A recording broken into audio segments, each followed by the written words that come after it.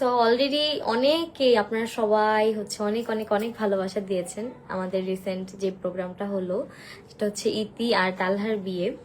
So প্রত্যেকটা প্রোগ্রামই অনেক ভালো গিয়েছে, ভালো কাটছে, অ্যান্ড সব কিছুর মানে যেভাবে প্ল্যান ছিল ওইভাবে হয়েছে, আবার অনেকগুলো হয়ও নাই।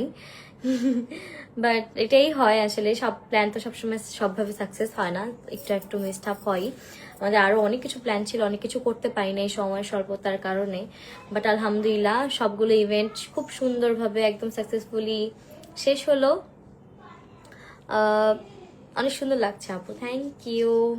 আর আমি আমার প্রত্যেকটা ইভেন্টে মানে ইতির প্রত্যেকটা ইভেন্টের লুক আমি কিন্তু আনমন্স থেকে নিয়েছি। হ্যাঁ, আমার আপনার পেজ ভিজিট করলেই পাবেন, আমি প্রত্যেকটা লুক আমি আনমন্স থেকে নিয়েছি। আর আমার প্রত্যেকটা লুকই আমার স্পেশালি খুবই ভালো লাগছে। যেমন আজকেরটা আমি একদম সিম্পল একটা শাড়ি পরেছি, একটা কি বলে একটা ডায়মন্ড কাট চোকার পরেছি, অ্যান্ড হালকা একটু চুড়ি, আর আমার শাড়িটা একটু সিলভার পার্পেলিশ টাইপ, খুবই সুন্দর। আর তারা প্রত্যেকটা লুক আমাকে খুব সুন্দর করে ক্রিয়েট করে দিয়েছে। আর আনমন্স হচ্ছে আমার ফেভারিট, অ্যান্ড স্পেশালি আনমন আপু হচ্ছে আমার ফেভারিট মেকআপ আর্টিস্ট, আর তার প্রত্যেকটা লুক আমার অনেক ভালো লাগে।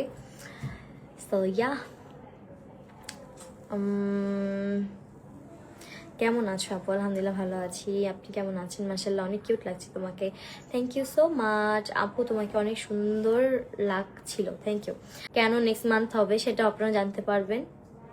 আপনারা আই গেস অনেকে জানেন অলরেডি যে আমি রিসেন্টলি আমার একটা ফ্লাইট আছে, কোন দেশে এখনো বলবো না, বাট এটা আমাদের অলমোস্ট আরও 3-4 মাস আগের থেকে এটা প্ল্যান করা, টিকিট বুক করা, সবকিছু করা।